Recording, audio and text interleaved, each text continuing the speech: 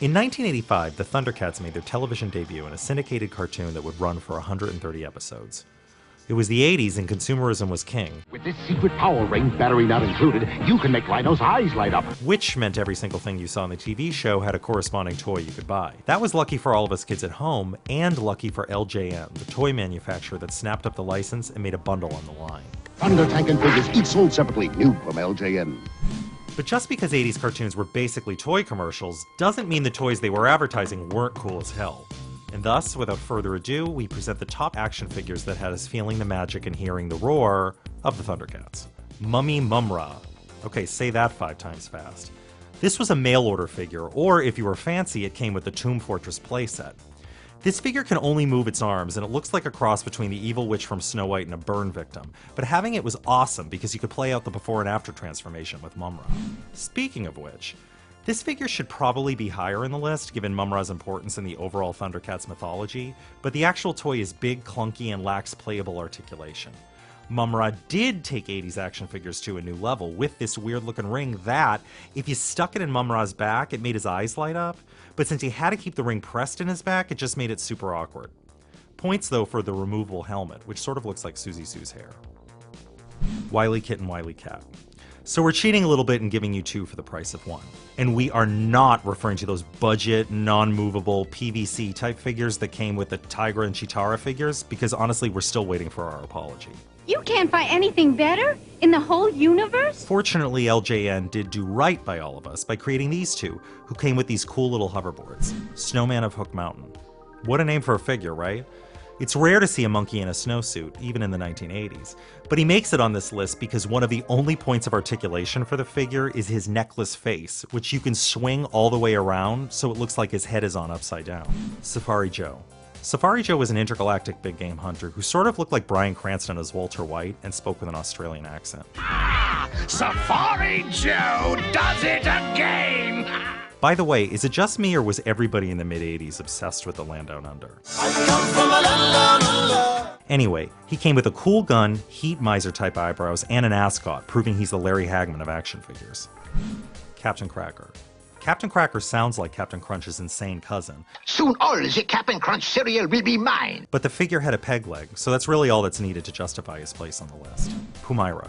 First of all, respect must be given for PUMYRA as one of the few lady action figures of the 1980s, and because she's the girl ThunderCat everyone forgets about. PUMYRA comes with a sling that's totally useless, she has a neck that's so thin, I'm not sure how her head is supported, and she has makeup that makes her look like that punk lady that crashes Wyatt's house at the end of Weird Science. Top Spinner.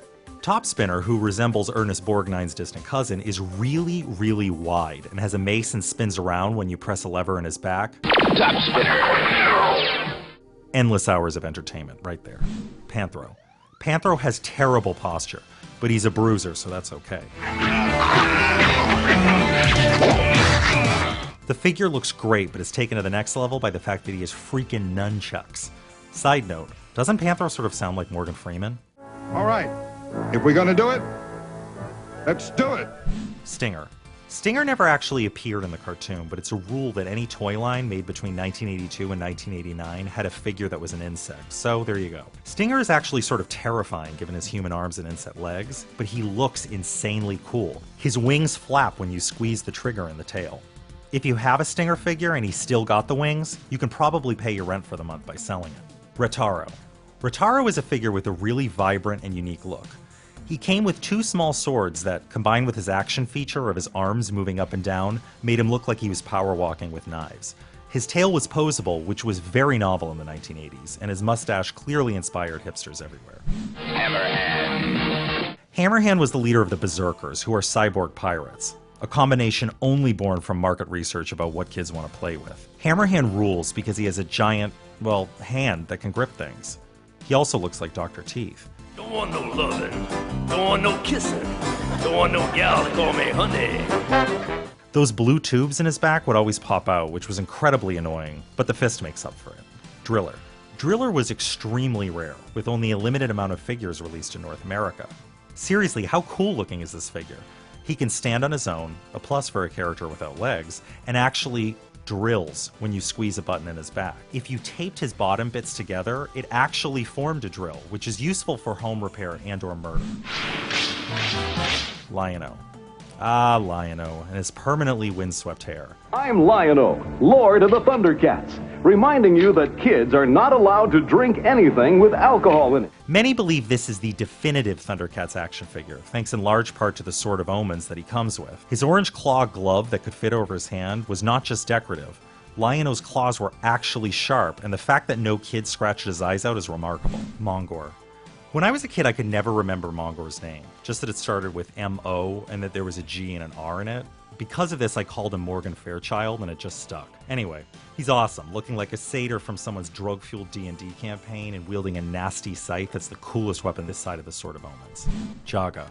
JAGA is a fantastic figure. He just looks great. Nice coloring, excellent detail, a cool helmet you can remove, and an actual real cloth cape, which for 80s action figures was a status symbol, mostly because it indicated the figure probably had at least a millisecond of human contact in its assembly. The Eye of Thundera will be waiting for you when you reach your new home.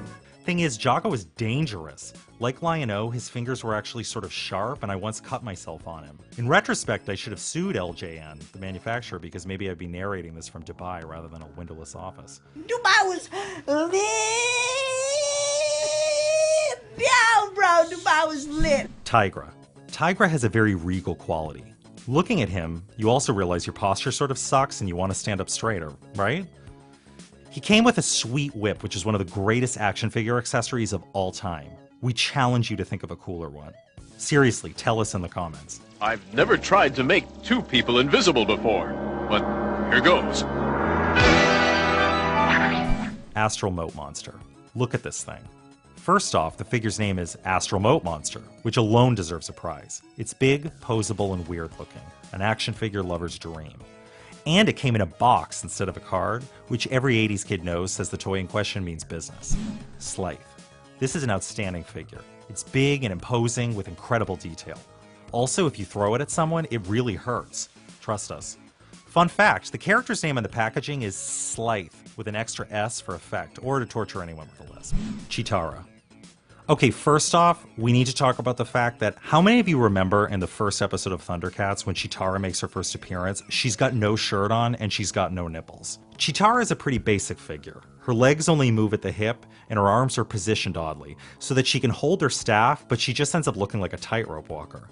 She's got a terrible Carol Brady haircut. Yeah, fun is fun, but you know you can carry joking too far. But you know what? She's CHEETARA, and she's frickin' awesome, and that's why she's number one. So what do you think? Who did we miss? Are you furious we didn't include Burble Bell? We were tempted. Incensed Snarf isn't on here? I'm going. Snarf, snarf. See y'all later. Now actually relieved Snarf isn't on here, given how annoying he was? Tell us in the comments. And don't forget to subscribe to our channel for more dispatches from the world of fandom. Or to get the Silverhawks video we swear we're gonna do one day.